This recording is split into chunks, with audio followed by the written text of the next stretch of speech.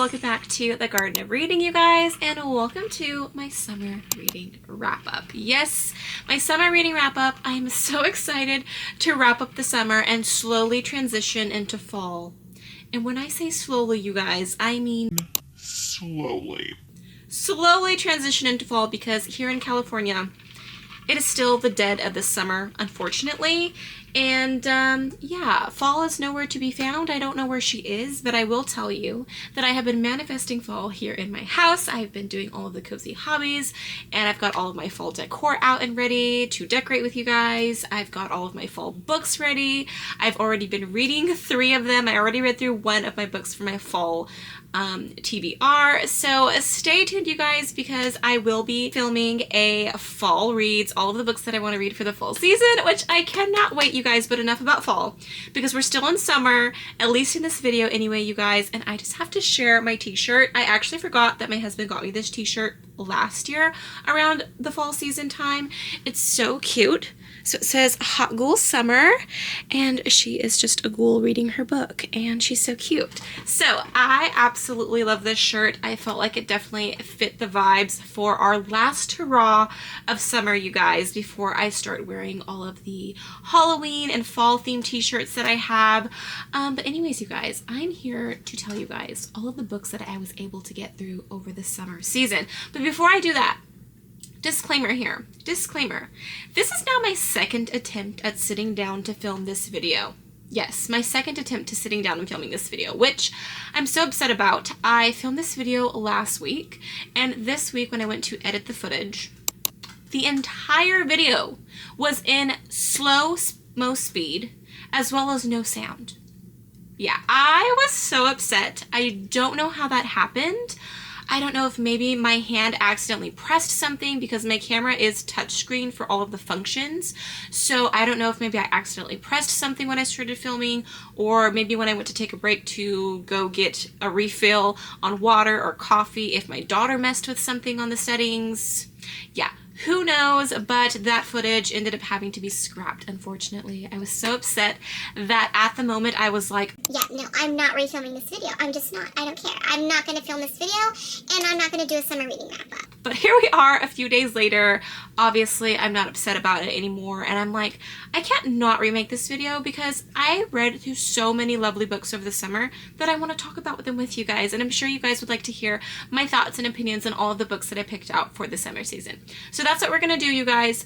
Also, as always, I will mention a couple of videos that I've recently uploaded. If you missed out on my first ever book on haul, where I get in here in this library and go shelf by shelf, bookcase by bookcase, getting rid of books, I will link that video down below. Definitely go and check it out, you guys. I will also link down below, as well as in that video, my used bookshop. So if you would like to purchase any of the books that you see in that book and haul from yours truly, I will leave a link to that down below, you guys. Every single order comes with bookish goodies like bookmarks, stickers, sometimes notebooks and pens, pencils, whatever I can kind of get my hands on. So yeah, if you'd like to go and support out a fellow book lover, I will leave my link down below to my used bookshop. So I did recently upload that, as well as my July Ultimate Battle for Owlcrate, Owlcrate, and Fairy Loot. That is my kitty. Oh, you guys, is this Gigi? This is Gigi. I feel like Salem gets a lot of spotlight here on my videos. We're going to take a little kitty break, because although I have introduced both, Salem is the main one who likes to just like cuddle up underneath my reading chair. She's always around, and Miss Gigi is always hiding. Hello. Hello, baby. So this is Miss Gigi. Miss Gigi is a little bit more timid. She's like, Mom, what are you doing? Like, let me go. She's like, yeah, I don't want to be here. Look at that face. She's like, yeah, I don't want to be here. But anyways, this is Miss Gigi, Salem's twin sister. And yeah, I just kind of wanted to give her some spotlight, because she's never around when I'm filming. Okay, she wants to go. Okay, there she goes. Anyways, I forgot what I was saying, you guys, honestly. Oh, I was talking about videos. Yes, I recently uploaded my Ultimate Battle for Owlcrate, Owlcrate, and Fairy Loot. Go check out that video, you guys. Oh my gosh, I kid you not. Every single book in our boxes, all the way around, like dust cover art, naked hardcover, in-page art, gorgeous, gorgeous, gorgeous, gorgeous. All 3 books are right up my alley and sound intriguing. So yeah, definitely go and check it out. I'll leave a link down below to that. Yeah, I think those are the most recently uploaded videos. So without further ado, you guys, first of all, let me make sure that this video is not like in slow-mo or anything. So let me rewatch this and then I'll be back. All right, all's good in the neighborhood, you guys.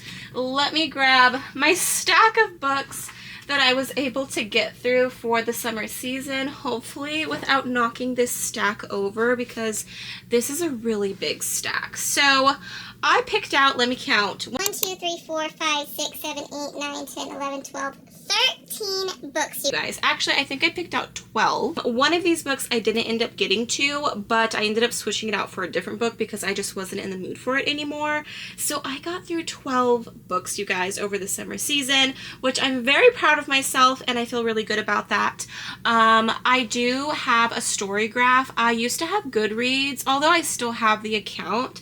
I don't have the app downloaded on my phone anymore. I switched over to Storygraph because I just love like the visual pie charts that they have for just each section. Like I love the visuals and the colors of the pie charts, like letting me know like, you know, how much fiction versus nonfiction, how many thrillers versus fantasy versus romance that I've read, how many page count I've read, if I'm normally reading books to the 350 page range or books that I'm reading in the 450 page range, and so on and so forth. There's a pie chart for everything. And I just love that so much. If I can figure out how to link my story graph down below, if you'd like to just kind of follow me on there. I don't know how that works, or if you'd like to look at the books that I've read or the books that I'm currently reading. I do keep up with it and I post my current reads, books that I've already read, giving my review. I don't like leave actual reviews, I just leave star ratings. But yeah, if you would like to check it out, if I can figure it out, I will link my story graph down below. I had a point for bringing up Storygraph, and now I don't remember why I brought it up. Oh, that is why, because I set a goal for myself on my story graph saying that I would like to complete 40 books for the entire year. And I am 8 books ahead of my goal. So yay me, pat on the freaking back, you guys. I'm so excited. If you guys are new here, I am a stay-at-home mom to 3 beautiful children. Not only am I a stay-at-home mom, I'm also a homeschool mama. So I homeschool my children as well as work from home. And I don't mean YouTube. I mean actually working from home, an actual job. And then in my spare time as a hobby, I obviously love to read, as well as create YouTube videos talking about all of these lovely books with you guys. I also have a family channel if you'd like to go and support me over there to see more like family related content, like grocery hauls and vacation vlogs, day in the life vlogs, stuff like that. Then you can head over there if you'd like to support me over on that channel as well and get to know me a little bit further and my family. But yeah, I'm really excited that my goal, I'm way ahead of my goal. So now I'm kind of hoping to at least read 50 books by the end of the year. And I love that for me because I'm slowly working my way up. I think last year it was like either anywhere from 30 to 37 books that I read last year.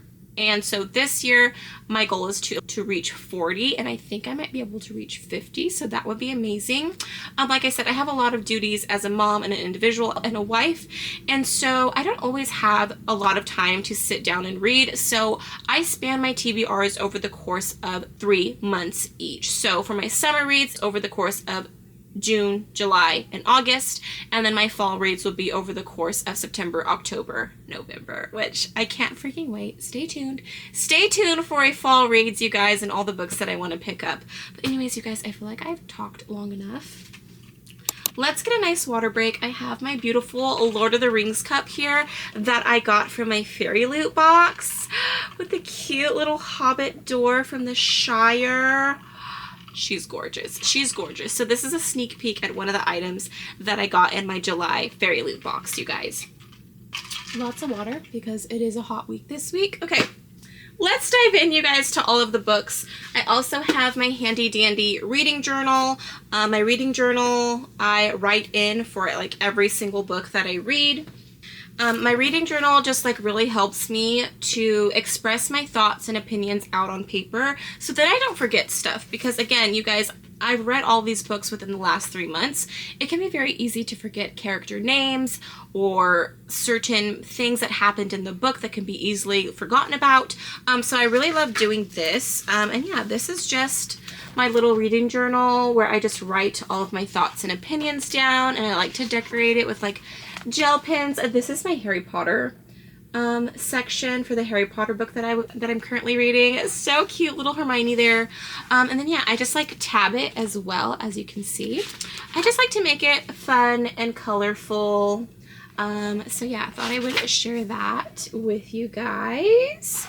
But first and foremost, I'm going to talk about a book that I did not end up picking up. So this book is a series that I planned on continuing, but I just wasn't in the mood for it for whatever reason. And I think it's because I already picked up 2 romance books and read through them that I just didn't feel like going through a 3rd romance book, which is usually the case. I mean, if you know, you know.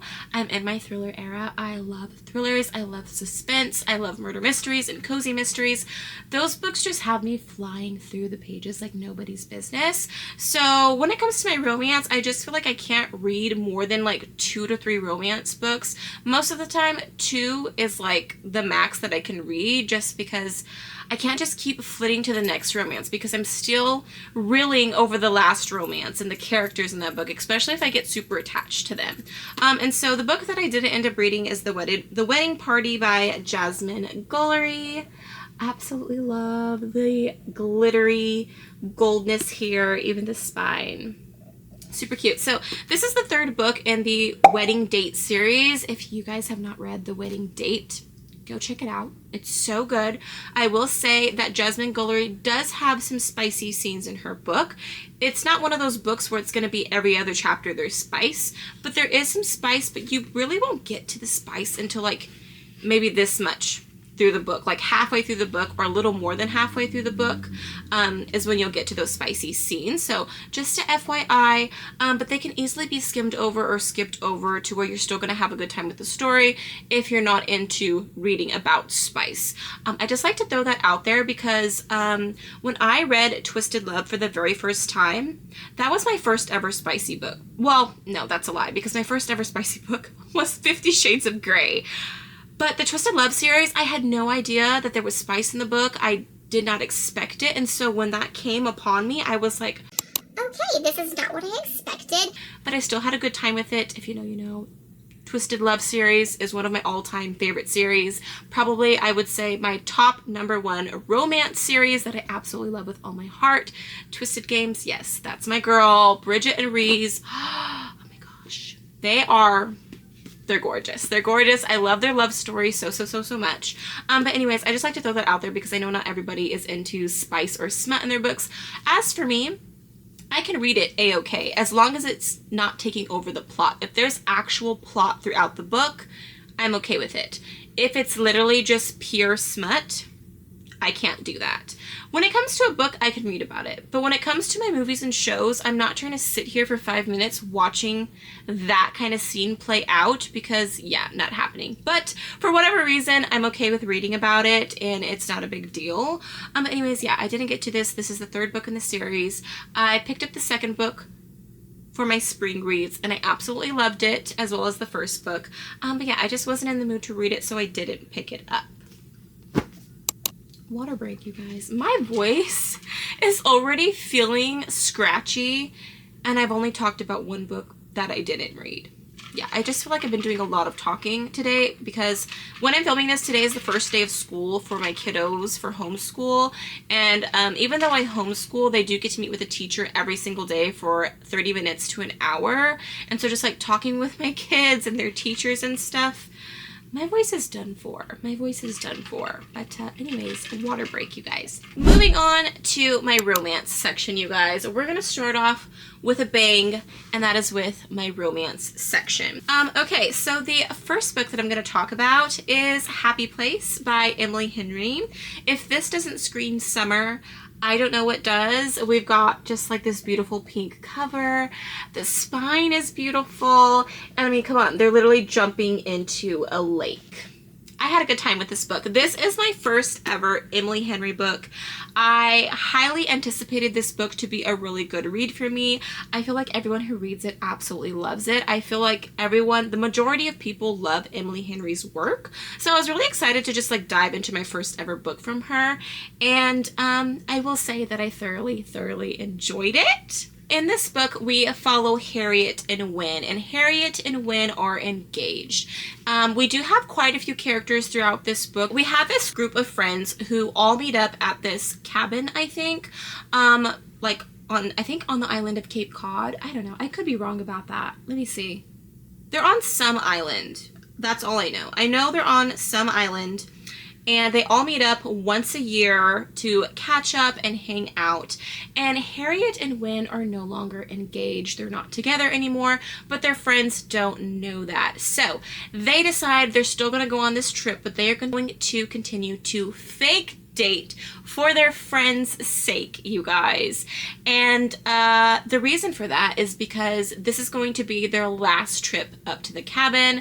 One of the friends in the group, her dad owns the cabin and is going to be selling it, so they aren't going to have their annual trip to this cabin. So Harry and Wynne don't want to disappoint their friends by coming forth with the fact that they're not engaged and they're not together, and so they have to keep their wits about them and pretend to still be together throughout this entire trip.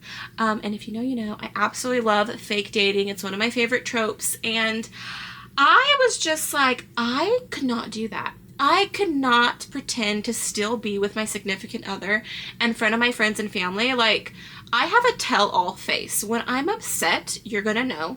When I'm mad, you're gonna know. There's no way I could stand there and pretend to be in love with this person and have to hug them and kiss them and hold hands and do all of these things and act like, yeah, we didn't break up, that we didn't just call off our engagement. Like, there's no way. So that really intrigued me at the fact that they still had to put on this persona of being in love. And as you all know, it's fake dating, so they obviously are going to find themselves back to each other, but it also comes with a lot of miscommunication and just not being honest with their feelings for each other. And I had a really good time with this. I think I wrote down a couple quotes in here that I just loved.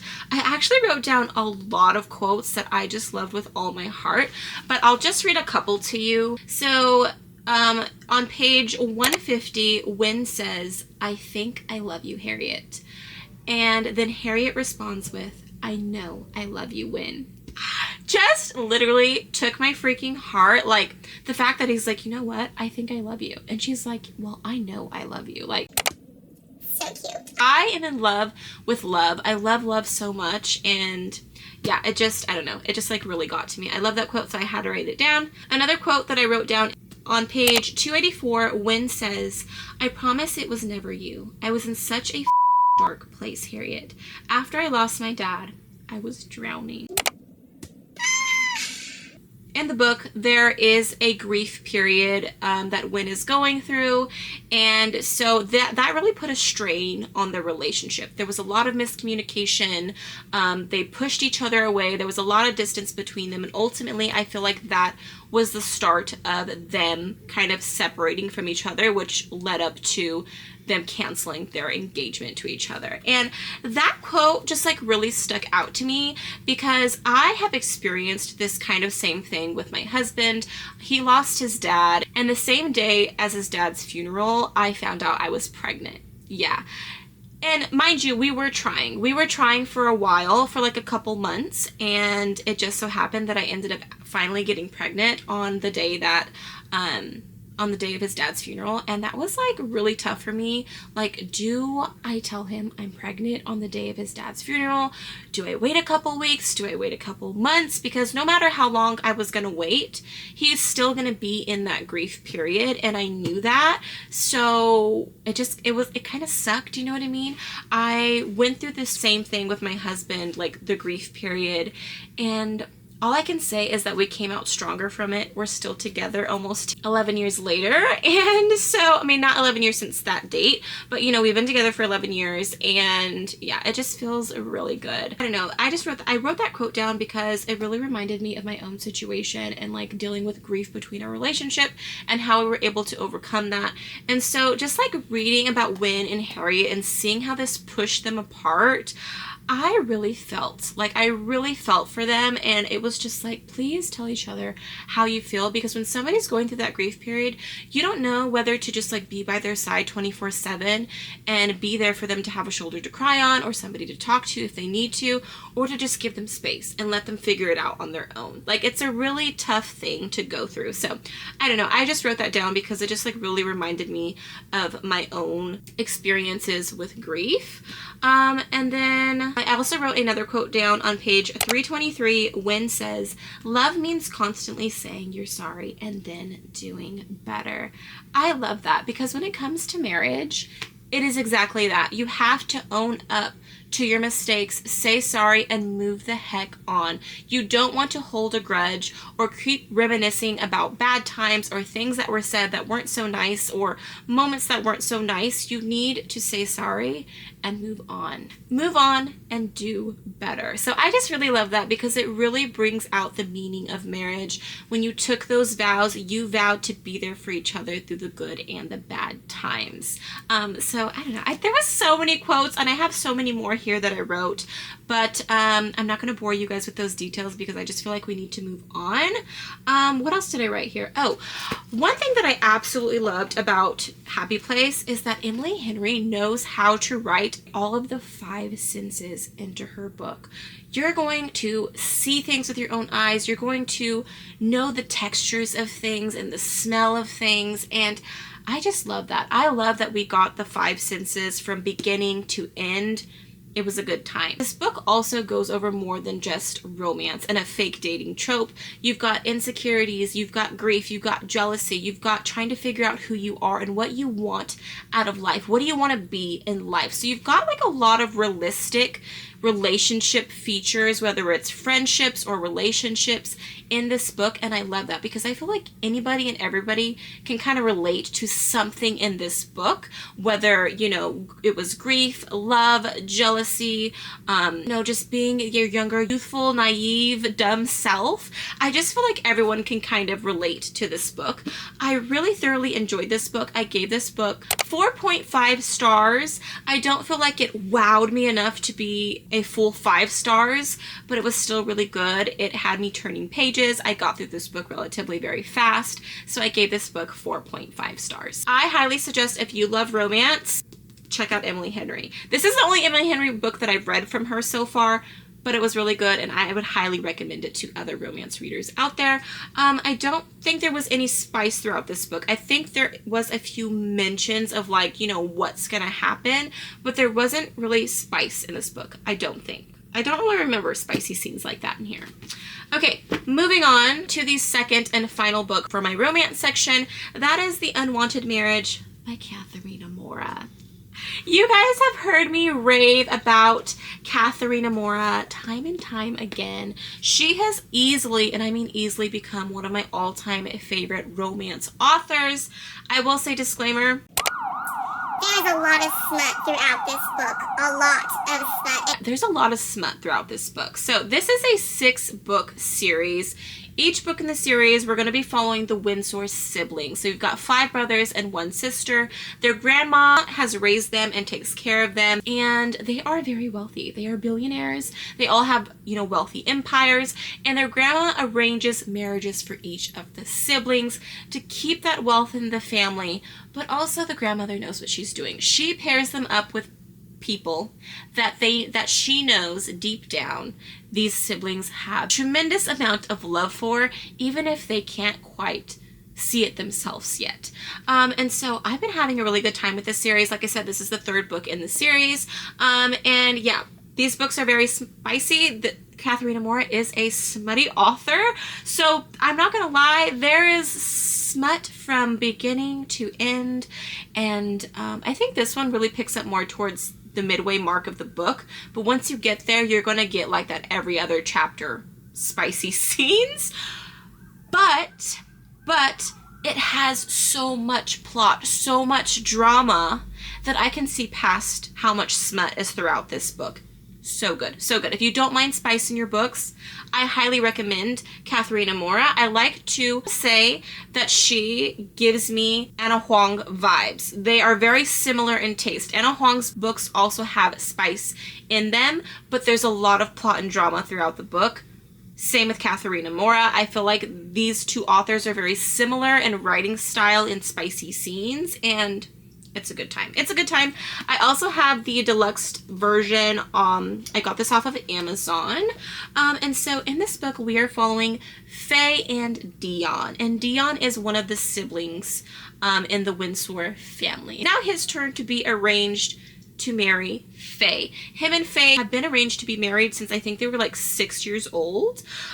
So Dion's mother and Faye's mother were the best of friends, and so Dion and Faye grew up together, and so their mothers thought it would be a good idea for them to be arranged to be married. The Windsor siblings, their parents are no longer alive, and so the grandmother has still continued to pair these two together. Now, they've pretty much been separated from each other. Dion lives in a whole nother country from Faye. They don't really talk to each other. They probably meet up with each other maybe once or twice a year, if that. So Faye's just been kind of living her life and Dion's living his. But as Faye starts to become of age, it is now time for her and Dion to finally start having more interactions together. So Dion's grandmother makes Dion come home and to live in the same country as Faye, and they have to have weekly meet and greets. They have to start going out on the town together and showing up at social events together because they are soon going to be engaged. And this creates a problem for Dion and Faye because they were happy with how their lives were before they had to mingle with each other on a daily basis. This book was actually a little bit darker as well because this book we kind of dive into domestic abuse, so that kind of is a trigger warning. If you feel like that is a trigger for you, I probably would not recommend reading this book because throughout the book from beginning to end, you've got domestic abuse. Faye's father abuses her, basically uses and abuses her, takes her money and all of these things. And so Faye is very scared, not only of her father, but she's also scared to marry Dion because she's scared of what Dion might do to her. Will Dion be even worse than her father? Will Dion abuse her as well? And my heart just leapt for Faye at the fact that she didn't see this marriage as an escape from her father. She was scared that it could be 10 times worse than what her father was already putting her through. But lucky for us readers, Dion is not a man who abuses his woman. Dion is a possessive, obsessive, all-around clingy man who wants the best for his woman. And, well, I don't want to say woman because he's not a playboy. For his woman, which is Faye. And so from the get-go, Dion is very obsessed and possessive of Faye, doesn't want any other man looking her way, breathing her way, anything like that. And so needless to say, this is an arranged marriage, which I must say is one of my all-time favorite tropes. Absolutely love the arranged marriage trope. There's just something about being forced to be together and just falling in love with each other bit by bit. I love that. I love that so much. So yeah, that's kind of what goes on in this book. Let me see if I have any quotes written down. Okay, yes, I do have a few quotes written down. So on page 314, Faye says, Dion, every second of every day I choose you. Even when you don't want me to. Even on days that feel impossibly hard, I'll always choose you. I had to write that quote down because it just reminds me of me and my husband and our marriage. Sure, we've been through our ups and downs, but we've never left each other. We've stuck it out. And no matter how many bad days we have versus good days, I will always choose my husband, and I know that he'll always choose me. And I just love that. I just love that so much because that's what marriage is all about. Like I said with the happy place quote, You have to say sorry and move on and choose to be together every single day of your life, no matter how hard the circumstances become. So I had to write that quote down. And then I do have a second quote here on page 171. Faye says, "Now I find myself scared without him. His mere presence is soothing to me, as though nothing can harm me when he's by my side." And this just reminds me of my husband 100%. I'm a homebody, so I like to be home. I get out every now and then, whether it's to go shopping or go grocery shopping or when we do go on vacation. But other than that, I'm strictly home, except for like taking the boys to sports and stuff like that. But other than that, I'm a homebody. I love being in my bubble, and I don't like going outside of my bubble without my husband. Like, he just makes me feel so safe. Like, I literally wait for him to come to bed before I go to bed because I just feel safer when he's sleeping with me. So I don't know, that just like really reminded me of my husband, and I just loved it. I had to write that down. Oh, yeah. So Faye was kind of like dating this guy since her and Dion were not really a thing. They, you know, were seeing each other once a year, if that. So she was kind of in a relationship. But when Dion flew back to the country and is now forced to be with her and be, you know, having weekly interactions with her, he's like, yeah, you're not talking to this guy. You need to drop him because you and me, baby, yeah, we're getting engaged. We're about to be husband and wife, whether you like it or not. And she was like, okay. And she got caught talking to this guy on the phone, and he freaking threw her phone in the ocean, y'all. Threw her phone in the ocean. That's how possessive he is. He's like, oh, you're gonna talk to this guy? Okay, yeah, you're not gonna be talking to him anymore. Because he threw her whole phone into the freaking ocean. Like, I literally started laughing out loud because I was like, I know he did not just throw her entire into the ocean. Like, that just had me laughing so freaking hard. And again, it's a book, you guys. I feel like some people take books way too serious. Like, when it comes to books, I absolutely love a man that is possessive and obsessive and jealous. I love that with all my heart. Now, do I like that in real life? Absolutely not. I don't want a man who's going to be jealous of my every freaking move. I don't mind, you know, being obsessed with or being a little possessive of me, a little bit jealous. That's fine. But like being 100% full on like jealous and possessive and obsessive, yeah, no. I don't like that in real life, but in a book, give me all of the jealousy and possession and obsessive feels, and I'm here for it.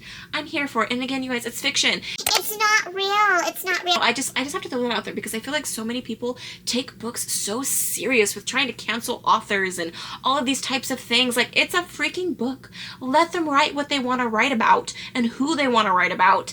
And yeah, it's a book, it's fiction, and the author can write whatever they want to. I don't know, I just have to throw that out there and throw my little rant out there because I just feel like we're in a day and age with social media and people just trying to cancel authors, and it's honestly ridiculous. It's ridiculous. Anyways, ooh, I also have to say in here that Dion is down for Faye, okay? He will literally do anything for this woman, include killing a man. Yes, yes. I'm going to put a spoiler warning here.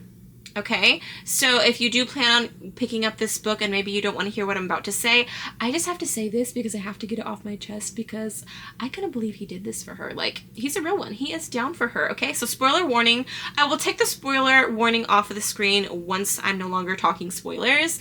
It's not really that big of a deal. It's kind of a no-brainer with how possessive and obsessive he is.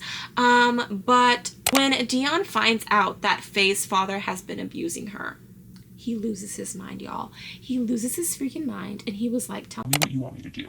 If you want me to kill him, I will kill him. And Faye was like, no, we don't need to do that. I don't want to stoop to his level.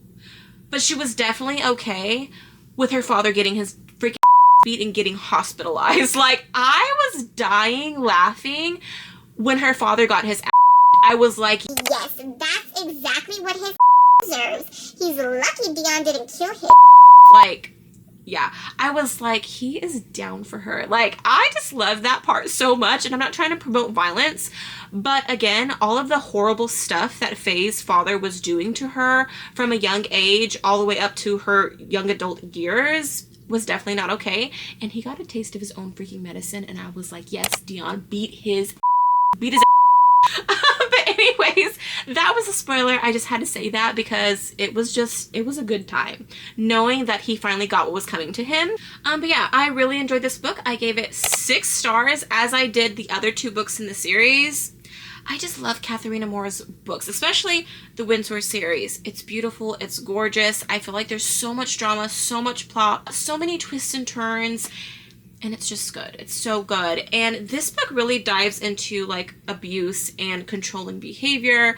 Faye's father basically brainwashed her. So when Faye is now in this marriage with Dion, she's still trying to figure out who she is without her father stooping over her at every moment in her life and telling her what to do. So she's also trying to reclaim herself and figure out what she wants to do in life and who she is. And so that also kind of poses a problem between her and Dion's marriage. And I like to think of Dion as her dark knight in shining armor, because Dion definitely has a few secrets of his own. He's obviously willing to kill a man for her, so he's a little bit dark, but we love a dark, brooding man. We do. At least I do. So, I don't know. I just thoroughly enjoyed this book, and I highly recommend it to all of you smutty romance lovers out there. I feel like if you love spice in your books, you love a good romance, a good kind of like obsessive, possessive romance, then pick it up. Pick it up, you guys. Okay, so those are all of the romance books that I picked up. Water break, you guys. Water break.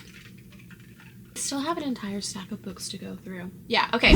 Next book that I'm going to talk about is a middle grade. Well, actually, I feel like this is more of like an elementary book. But I picked this up to read aloud to my kids. If you guys have nieces, nephews, sons, daughters, grandkids, I highly, highly recommend picking up the Ramona series. This is the second book in the Ramona series. This is Ramona the Pest by Beverly Cleary. I absolutely love Beverly Cleary. I grew up reading Ramona and Beezus and all of Beverly Cleary's works, and it's just a good time. It's very nostalgic. It brings me back to just like going to the library in elementary school and picking out these books to bring home with me and read. And in this book, Ramona is now going to kindergarten for the very first time. And our 5-year-old Brody just started kindergarten today, so this was like the perfect book to read to him over the summer to get him prepared for kindergarten. Although I don't know if Ramona's the best person to look up to when it comes to going to kindergarten, because if you know anything about Ramona, she's very adventurous, she's very mischievous, and Ramona likes to do. But she does always learn a lesson, and she learns from her mistakes, which I absolutely love that. But Ramona's just a good time, you guys. She's a good time. I read this book out loud to all 3 of my kids. My 2-year-old stayed around to kind of look at the pictures and listen a little bit, but both of my boys, I have a 10-year-old and a 5-year-old, were very into the book. We had a lot of laughs out loud, and everyone just had a really good time with it. I also love the Ramona series because I just feel like kids in the elementary grade can really relate to these books. You have Ramona's sister Beezus, who's about 10 or 12, and then you have Ramona, who's around that 5 age range. And I feel like there's a lot of kids who can relate to this age gap of having an older brother or an older sister, and the little ones, or maybe you're the older brother or the older sister and having a sibling who can be a pest to you, or maybe you're the younger sister or the younger brother and you have an older brother or sister who's always telling you what to do, who's always annoyed of you. And so I just kind of feel like the arguments that go on between Beezus and Ramona, a lot of kids can relate to. And so yeah, I just kind of love that. Even my sons were like, yeah, you know, like Beezus always calling Ramona a pest, and Ramona saying Beezus is controlling and always annoyed with her. And my boys can definitely relate to that. There is a quote that I wrote down here on page 57. Ramona was thinking of mean names to call her friend Howie. For whatever reason, she likes to bully Howie and be mean to him. And so she decides she's going to call him Little Booby Boy. Yeah, that's what she called him, Little Booby Boy. My boys thought that was just absolutely hilarious. It's just, Ramona's a good time. Ramona also has a crush on this boy named Davy in her class, and she likes to chase him around the playground and try to kiss him. And it just reminds me of being in kindergarten and those innocent crushes that you had that meant nothing more than just simply liking the person. And I don't know, everyone has a good time. I highly recommend it as a read aloud to your children. And even at the age of 30, I really enjoyed revisiting this book. And yeah, I gave it 5 stars. I feel like you can't go wrong with an elementary middle school book. So yeah, I gave it 5 stars and I highly recommend it, you guys, to read to your children. Okay, so that was the only like elementary middle grade book genre that I had. Moving on to the next genre, you guys, which is my manga genre. And if you know, you know, I have been reading through the All Haru Ride series by Io Sakisaka. I will give you a look at the artwork because it's freaking stunning. These are volumes 5 and 6. And I'm having such a good time with this series. It's so good. It makes me laugh. It makes me smile. It makes me mad. And I'm just loving all of the feelings and emotions that it's giving me while reading through the series. So if you aren't familiar with this series is like a shoujo manga, which is my absolutely favorite manga to read about, which has to do with like high school romance and just being young and just like finding out who you are and just like growing up in a high school setting. I don't know what it is, but I just love that type of setting in my manga books. It just, I don't know, it's just a good time. It's always a good time. So in these books, we are following our main character, Futaba and Ku. They've known each other since junior high. They, I believe, set up a date to go to this school dance, but then it never ended up happening. Ku ended up moving away. Futaba moved on to high school, and she still has lots of feelings for Ku. She never stops thinking about him, but she obviously has to move on because Ku's no longer around. It's literally been years. And then one day this boy shows up in her high school that looks like Ku, has the same name as Ku, talks like Ku, but has a different last name. So she doesn't think it's him. But lo and behold, it is him. And all of these feelings come rushing back to the surface.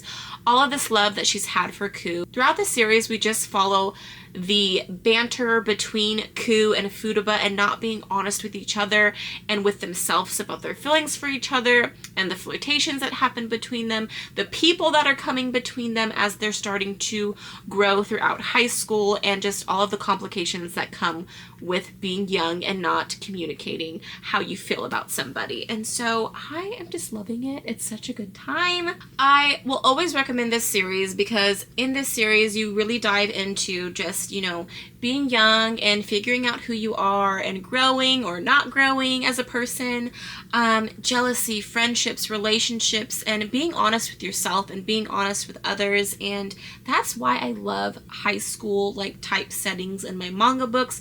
It's just like a feel-good time.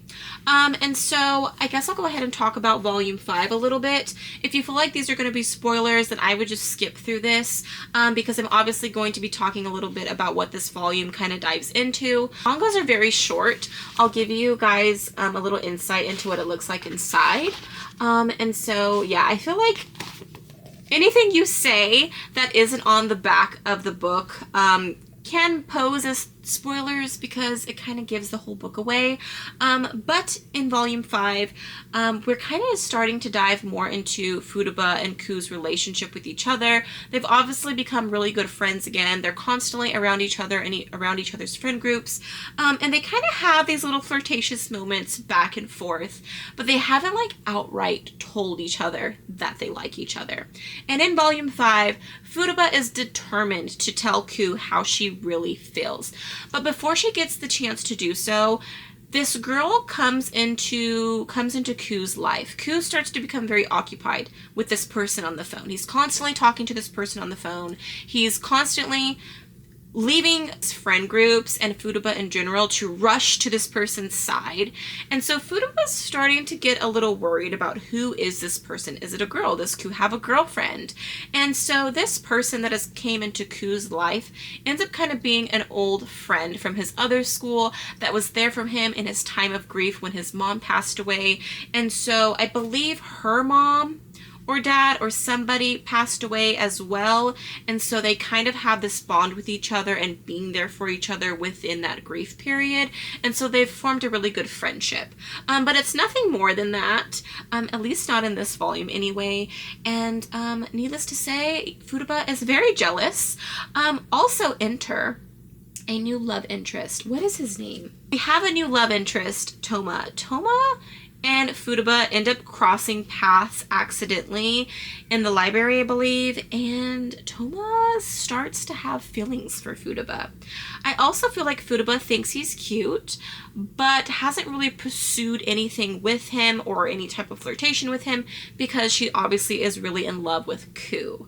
But enter Toma, who really likes Futaba and is trying his hardest for Futaba to notice him. Moving on to volume 6, you guys. In volume 6, we actually get to meet this secret person that Ku is spending so much time talking to. What is her name? Her name is Narumi. Yes. Needless to say, I don't like Narumi. Narumi is one of those girls who likes to twist words to her advantage, who knows exactly what she's doing. We obviously, as a reader, can tell that Narumi likes Ku. Whether Ku notices that or not, I don't think he does. I just think that he's being nice and she's being nice, and they're just being there for each other because they both were there for each other through a really hard time in their life, and so they've become really close friends. But needless to say, Narumi is now kind of in the mix of this friend group between Futaba and Ku, and kind of coming between Futaba and Ku, and Futaba definitely notices it, as well as Toma. Toma is starting to come around more with Futaba and inviting her to like his band playing and all of these things, and Ku is noticing that Toma is coming around a lot more and definitely getting jealous and trying to come between them as well. There was a moment in here where they had a school festival where the guys dressed up as maids and the girls dressed up as waiters, and at the end when the festival was over, Futaba thought everybody went home and she decided to try on the maid outfit, and Toma caught a peek of her trying on this maid outfit and complimented her on how beautiful she looked in the maid outfit. And then here comes Ku, and he told her basically, like, just because he told you that, don't get all like conceited about it. Like, I was like, I know he didn't. He was so jealous at the fact that Toma called Futaba beautiful in the maid outfit. And so, we also kind of get a glimpse on Murao and Kaminato. So if you've read this series or you've been following me along my journey of reading through this series, we have another student, Murao, and she has feelings for a teacher at this school, which is like, what is going on there? Because I need more details on what is going on with her and Mr. Tanaka. But there is another student at the school, Kominato, who likes Murao, and he basically comes forward with how he likes her and that he's basically going to win her over. And she's open to the invitation. So that's going to be interesting with her having feelings for this teacher and the teacher having feelings for her, as well as her kind of accepting that this student also likes her. So I feel like we're also going to have like a love triangle going on there, which I'm here for. So yeah, needless to say, volumes 5 and volume 6 I gave 5 stars to. It's a good time. I highly recommend it if you love graphic novels, comic books, or manga in general.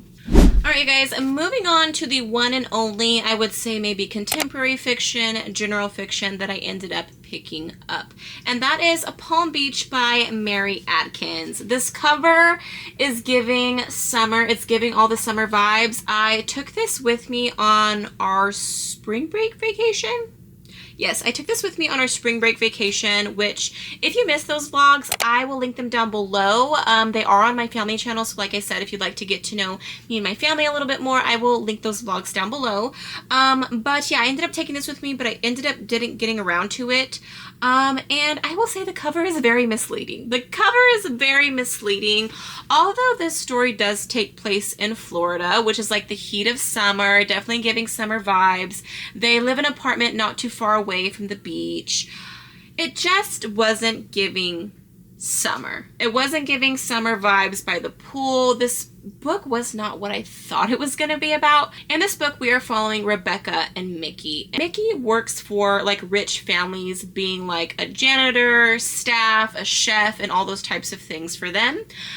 He is an aspiring actor, but he ends up losing his voice to where he can no longer act. And so he has no other option but to start working for these rich families. Needless to say, one of the rich families that he's been working for a while flew them out to Florida and helped pay for their apartment.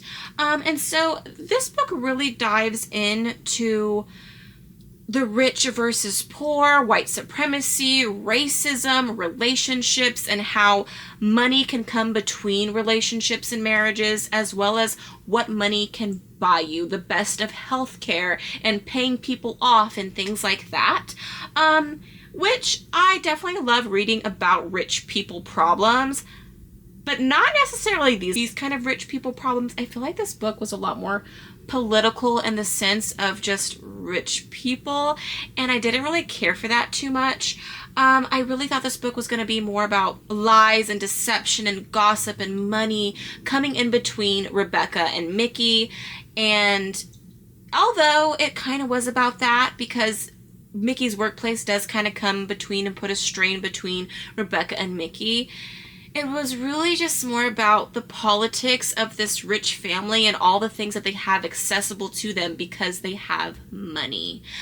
For instance, Rebecca and Mickey end up having a child, and their child ends up getting diagnosed with this unknown illness that kind of leaves doctors saying that their child isn't going to live past the age of 5.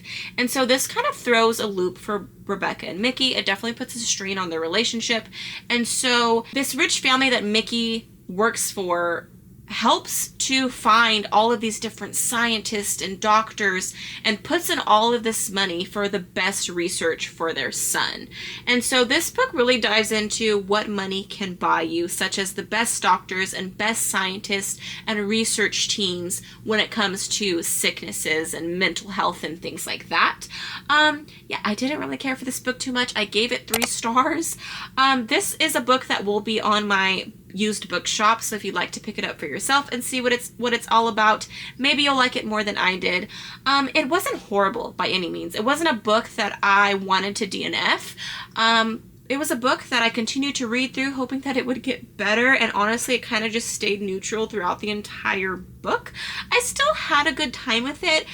It just, yeah, the cover was definitely misleading and I didn't really care for it as much. Now, do I believe a 3-star rating is a bad rating? No, I feel like a 3-star rating is just an average rating. It was an okay book. It was good enough to keep me reading. It was good enough to keep me reading from beginning to end, but it wasn't the best book in the bunch. So that's my thoughts on my one and only contemporary general fiction. Okay, moving on to my one and only fantasy book that I picked up over the summer. Can you guess it? Yes, it is the 4th book in the Harry Potter series, which is The Goblet of Fire by J.K. Rowling. And can we admire the artwork, you guys? Yes. Let's admire the artwork and how chunky this book is, you guys. It is so chunky. I will say, I was very intimidated by the sheer size of this book. I didn't want to pick it up for my summer reads. I didn't want to read the book because of how big it is. This is the first book in the series that is super huge. The first 3 books in the series are like your normal average size book. The 4th book, however, is very, very huge, and so on and so forth for the rest of the books in the series. So, if you guys have been here around on my channel, you know that I have been reading through the Harry Potter series for the first time at the age of 30, and you guys, I'm having a magical time. I'm having a good time with the Harry Potter series. It has not let me down. If anything, these books have easily become a comfort read for me. It's so cozy. It's so magical. I can flip through pages like nobody's business. And honestly, I can see myself coming back and reading these books again and again and again. That's how good they are. They're so good that I want to go back and reread the series already. That's how good the Harry Potter series are. It's so good. Also, the movies, I've been enjoying revisiting the movies again. After I finish each book, I go back and watch the movie that goes with the book, and it's been a good time. My daughter has been loving it. She's also very obsessed with Harry Potter, hence why she will be having a Harry Potter birthday for her 3rd birthday. We've been bonding over it, you guys. I can't tell you how many times we have watched Harry Potter. We literally watch Harry Potter on a daily basis. I kid you not. We literally watch Harry Potter on a daily basis. That is how obsessed she is with it. But I love it for her and I love it for me because I'm also low-key really obsessed with Harry Potter. But yeah, guys, it's been a really good time. So I picked up this book physically, and then I switched over to the audiobook because, like I said, I work from home, so I do a lot of data entry, and I like to try to listen to like a podcast or music or an audiobook when I'm doing my work. It just makes my work go by much faster. So I decided to pick up the audiobook for free here on YouTube. I will leave a link down below to the narrator that I was listening to. I decided to listen to it here on YouTube for free because I really didn't feel like paying for a subscription with Audible, because I think, what is it, $12 or like $15 a month? I think that's kind of ridiculous when I can find it for free on YouTube. Now, does that mean that you're going to always find good narrators on YouTube? No. However, the narrator for the Harry Potter book was really good. I feel like he really put a lot of expression and voices into the characters, which I absolutely love. But I ended up having an audiobook fail, you guys, with this book, and I really don't think it was because of the narrator. I don't know what it was, but the audiobook put me into such a reading slump, like a big reading slump. Like, I started this book on June 3rd of 2025, and I didn't finish it until August 18th of 2025. So it literally took me like damn near almost 3 months, like 2.5 months to finish this book. That's how bad of a reading slump I was in. It wasn't per se a reading slump in general. I was just in a reading slump with Harry Potter. I didn't want to pick this book up. I didn't want anything to do with it. I didn't want to read it physically. I didn't want to hear it audibly. Yeah, I don't know what it was. I just feel like maybe my kids were coming in like every 5 seconds needing mommy's attention, and it really just kind of put a strain on listening to the audiobook and being in the audiobook world. I just wasn't connecting with Harry Potter at all. And throughout all of the books, I have connected so hard that I literally just zone out everything that's going on around me. I feel like I'm literally a ghost drifting throughout the world with Harry and his friends and all of his adventures. But while I was listening to the audiobook, I just was lost. It was going through one ear, out the other. I couldn't even tell you what the heck I listened to. I didn't remember any bits of information about what I was listening to. I ended up just not listening to the audiobook at all. I also wasn't picking it up physically either. As June turned into July, July turned into August, I was like, okay, we're going to be coming up on the end of my summer reads. I need to get through this book.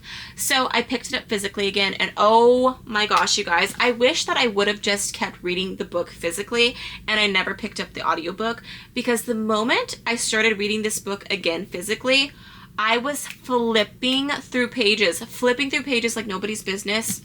It was so good. It was so freaking good. Like, I almost wanted to go back and read through the pages that I listened to audibly, because I listened to a pretty good chunk audibly, you guys. When I first picked up the book, I think I read the first like 2 to 3 chapters physically, and then I listened to maybe about 8 or so chapters audibly. Yeah, I listened to quite a few chapters audibly, and I couldn't tell you what really happened in those chapters except for my memory from the movie. So I kind of wanted to go back, but I was like, no, that's doing too much. I'm just going to continue reading where I left off. And it was a good time, you guys. I love the Goblet of Fire because I absolutely love the Triwizard tournaments that go on and the games, especially the underwater game with the mermaids. That's probably my favorite part of the tournament. And then we also have Voldemort, who's returning and becoming stronger and darker than ever. You have all of his Death Eaters that are coming to rejoin him, and you know that it's going to be the start of the darkness upon Hogwarts and the darkness upon the Wizarding World, and I can't wait to dive into it. I'm already reading the 5th book for my fall reads, and I'm having a grand time with it because I picked up the illustrated version for the 5th book. Well, actually, I picked up all 5 of the illustrated versions of Harry Potter. I want to go back and reread Harry Potter, but through the illustrated versions. They're so beautiful and so magical, and I'm having a really good time with it. I think I may have wrote down a couple quotes.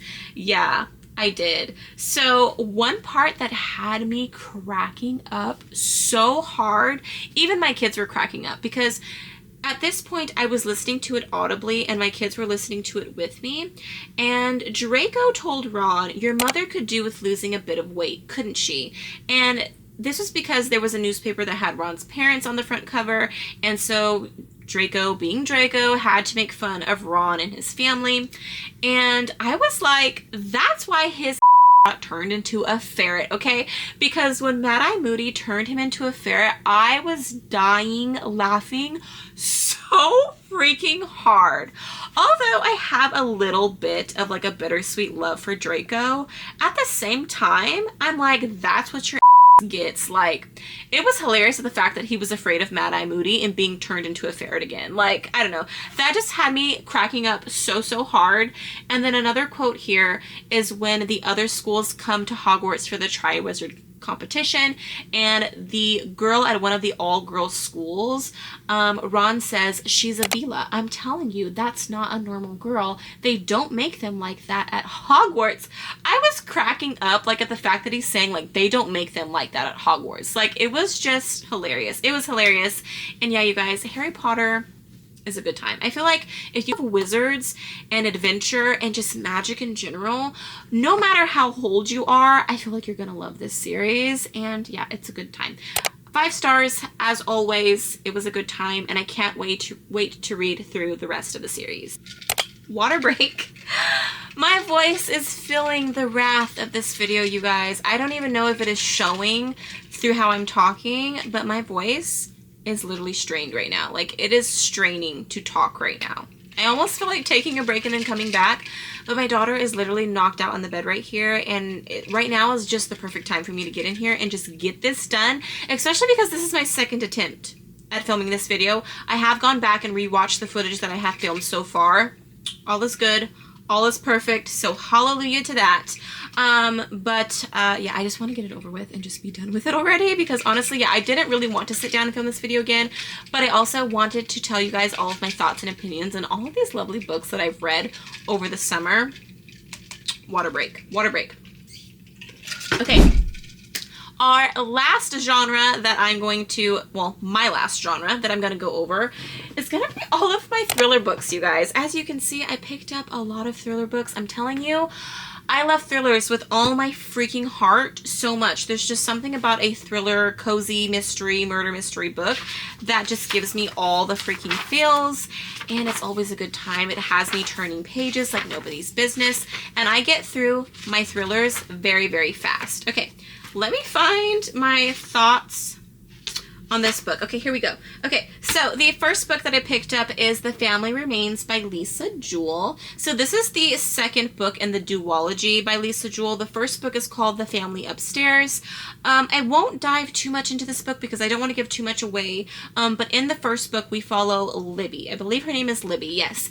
And Libby is adopted. She doesn't know who her biological mother or father is. She ends up inheriting the house of her biological mother and father, along with money and siblings that she didn't know she had.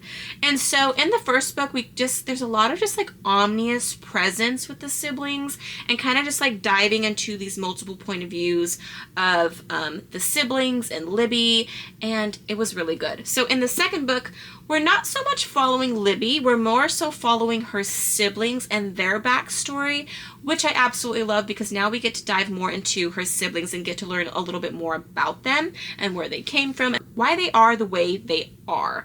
So her siblings are Henry and Lucy. Lucy has 2 children. She has an ex-husband who was very abusive towards her, and so we get to learn more about Michael, because yeah, if you read the first book, then you know about Michael. Michael was not it, and I want to know more about Michael, and I feel like a lot of readers are going to want to know more about Michael. So in this book, we dive more into Michael and his second wife after Lucy, Rachel. We also get her point of view as well, and what it was like for her being with Michael, what it was like for Lucy being with Michael, and then we also get Henry's perspective, which is the other sibling, the brother, who is kind of dark, definitely have some mental health issues.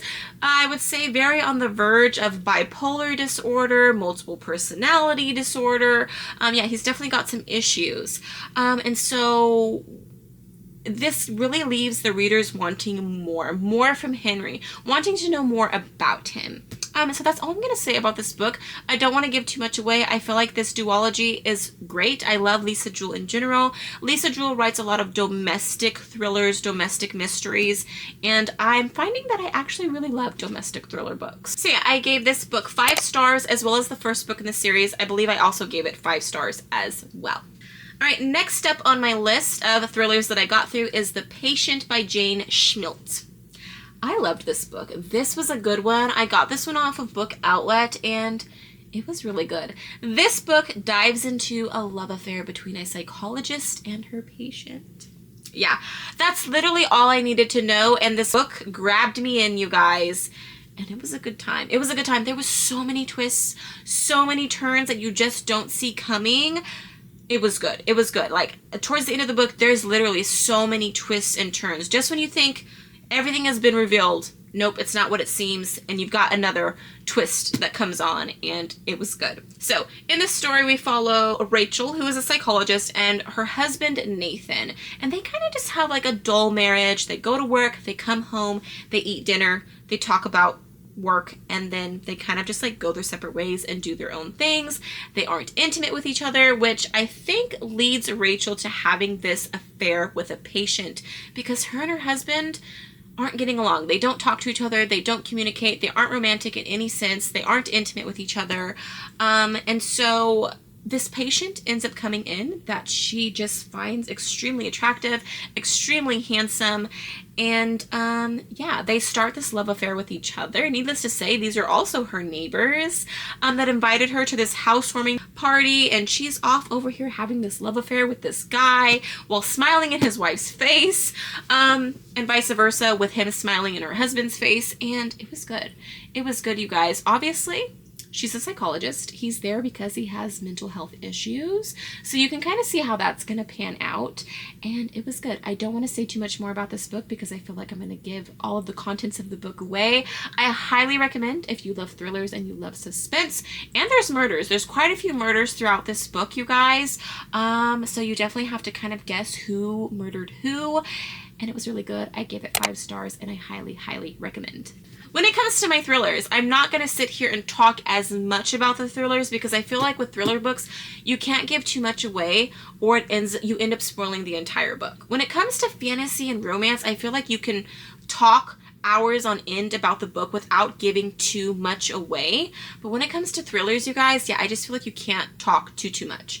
Okay, the next book that I was able to get through over my summer reads is The Counselors by Jessica Goodman. You guys, this book literally screams summer camp vibes. If you love a good summer camp murder mystery, this one's for you.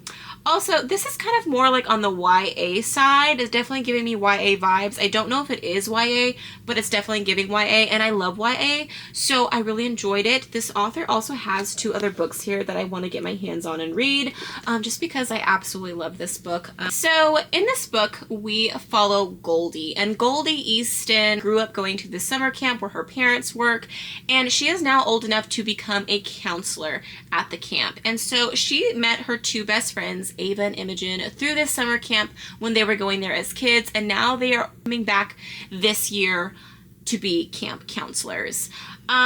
Needless to say, there's a lot of secrets between these 3 girls. You kind of have your typical rich best friend. The second girl also kind of has money, but not as much money as the first one. And then you have Goldie, who isn't rich in any sense and comes from a small town. And so you kind of have a lot of divide between the girls in sense of money and snootiness, but there's also a lot of lies between the girls. And so between all the lies, we also have murders that have been taking place at the camp. And Goldie also has a secret. She has a huge secret that she is keeping from her best friends because she doesn't want to lose her best friends. She doesn't want her best friends to think anything less of her. And so when you find out what Goldie's secret is, I was kind of like, wow, why would you do that? Why would you do that? Because I would never. Not going to say what the secret is because you'll have to read it for yourself and find out for yourself. But it was a really good time, you guys. If you love summer camp vibes and just like slasher in the woods type things, you're going to love this. It was a really good time. I gave it 5 stars.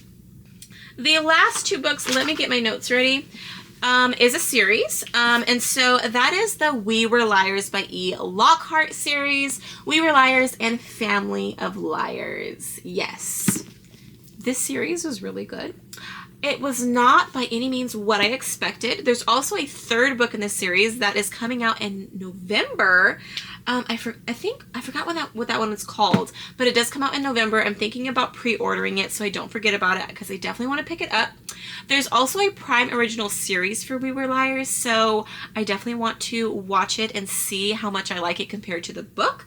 But let's go over We Were Liars. In We Were Liars, we are following a very rich family. They have their own island with houses built on this island that they come to every summer to get away. And so you've got 3 sisters and their kids. And so this book really dives into the kids of those sisters, which is Cadence, Johnny, and Mirren, and Johnny's friend Gat. So yeah, on this island, the kids obviously get up to no good with just like drinking and smoking, and we also have a little fling going on between Cadence, our main character throughout this book, and Gat. Gat comes from a poor family, and so you kind of start to see his views on Cadence's family and how much money they have and how they treat all of those around them who are brown skin or don't have a whole lot of money, because I will say Cadence's families are definitely white supremacy, kind of racist without flat out saying so. They want the best of the best and white, I shall say, for their grandchildren. And of course, Cadence goes against all of that, and her grandfather isn't very happy about it, but I'm like, you go, Cadence, you go, girl. But there's also something a little off about Gat as well. I don't want to dive too much more into this book because I feel like I will give it all away, but something ends up happening to Cadence that everyone else in the stories knows what happens except for her. She ends up having to like go to the hospital and recover. She starts getting addicted to painkillers. What happened that summer is a literal phase to her, and she keeps asking questions to her cousins and her mom and her aunties, trying to figure out what happened and why are they all walking on eggshells around her. And so throughout this story, you are following Cadence, who is trying to regain her memories of what happened, because I believe she was found in the water, like almost drowning, but something had happened for that to end up happening. And so yeah, it's really good. I highly suggest picking it up. I gave this book 4 stars. I don't feel like it deserved quite a 5, but it was still a really good read. It was good enough for me to pick up the second book in the series, which is Family of Liars, which is the prequel to We Were Liars. So in this book, we get to dive into those sisters and their background, how they grew up with grandparents, which is Harris and Tipper. Harris and Tipper are definitely a tough love type family, and the type of family where you do not say things that is going to tarnish the family name. You don't do things that is going to tarnish the family name. You always uphold the family name no matter what. Needless to say, these girls definitely don't do that. They definitely tarnish the family name. We have a murder involved, we have secrets involved, and a lot of covering up going on between these sisters. There are 4 sisters, and each sister is definitely unique in the sense. In this book, we are mainly following Carrie, and Carrie is the mother to Johnny from the first book, and Carrie is very selfless. She's always there for her sisters and trying to fix situations. When they say jump, she jumps. She's very caring. Her other 2 sisters, however, Penny and Bess. Penny is the mother to Katie from the first book, and Bess is the mother to Mirren from the first book. Bess and Penny are both very daring. They're very outgoing. Penny is definitely the golden girl of the family. She's beautiful. She gets all the guys. She's very smart. She's into all the sports. She wants to go all of these lovely, expensive colleges that are really hard to get into, and needless to say, her mom and dad are very proud of her. However, Penny and Bess treat Carrie like crap. Like, they aren't sisters. They are not sisters at all. There's something that happens in this book that I am just like, how the heck did Carrie still put up with their bullshit? Because I would have been like, you are disowned. You are freaking disowned. If you know anything about me, I am the queen of disowning people. I don't give a you're a family or a friend. If you treat me like crap or you bring drama into my life, I will ghost you in a matter of seconds, and I don't give a I honestly don't. I don't put up with bullshit. I don't put up with liars. I don't put up with drama. And the crap that her sisters put Carrie through, I'm like, hell no. Hell no, girlfriend. Hell freaking no. But again, there's a lot of lies, a lot of deception, a lot of drama, and murder and suspense that go on throughout this book. And so then you kind of dive into why the moms are the way they are when it comes to the children. Oh, this book is upside down. Okay, when it comes to the children in the first book. Anyways, you guys, it was a really good time. I gave this book a 4-star as well. I don't feel like it just like wowed my brain, but it was still a really good read. It still had me flipping pages relatively very fast. I also feel like this is YA. It's giving like the One of Us is Lying series by Karen M. McManus. Definitely kind of like the same writing style, but I still thoroughly enjoyed it. I can't wait to read the third book that's going to be coming out in November, and I can't wait to watch the series. And that, you guys, is finally a wrap on all of the lovely books that I got to reading over the summer season. I really hope that you guys enjoyed coming along with me as I talked till I can't talk no more, because now I just want to close my mouth and not talk anymore and just sit in silence because my throat hurts so bad. I feel like I'm gonna do what those actors do, because they like are talking so much and they're on set so much that they start whispering when they're talking, just to like, and singers do this too. They like whisper talk just to like heal their voice. So I might start doing that. My husband is going to be like, why are you talking like that? Anyways, let's get in a final water break, you guys. I did it. We did it. You guys are troopers if you stuck around to the end of this video, because I know I yapped all the way through this video, but I mean, that's what reading wrap-ups are for. To sit here and just talk away about all of your thoughts and opinions, the sad times, the happy times, the funny times, the bits that made you angry. And it was a good time. I'm actually really glad that I got in here and redid this video, you guys, because I'm telling you, I was this close to not even doing this video. So if you guys stuck around to the end, and obviously if you stuck around to the end, you obviously liked it, because why would you stay to the end if you didn't like this video? So to further support me and show your support, if you would like this video, I would be highly grateful, you guys. And I just want to say, we're almost at 700 subscribers. I'm so excited. You guys are amazing. You guys are freaking amazing. Like, the beautiful, kindest, genuinest, sweetest comments that I get in the comments just mean everything to me. They literally make my day. They literally light up my day. So you guys are awesome. You guys are awesome. I just want to thank you guys for always being a kind bunch of supporters. And I just love the book community so much. I am just learning new things about myself, and I'm getting to learn new books that are available out there in the world that I maybe never heard of, and I just have so many positive things to say about the book community.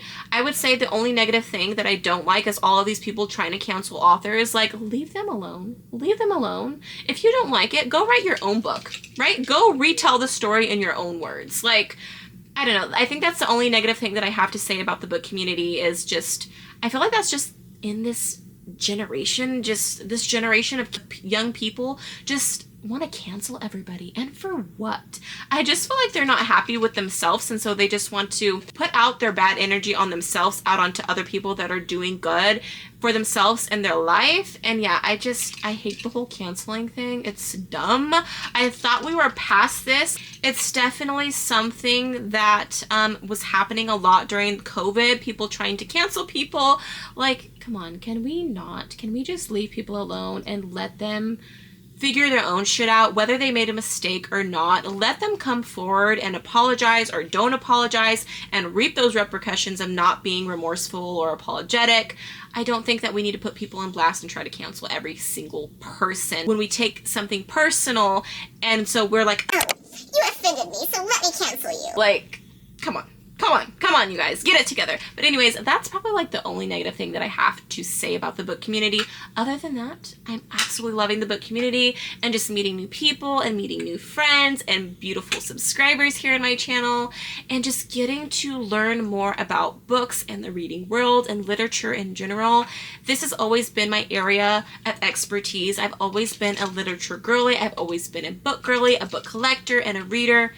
And it just warms my heart. It's such a good time, and I'm having such a good time, and I am so happy. I'm going to tell my husband when he comes home from work today that I'm so happy that he pushed me to make this book channel, because this book channel almost didn't happen, you guys.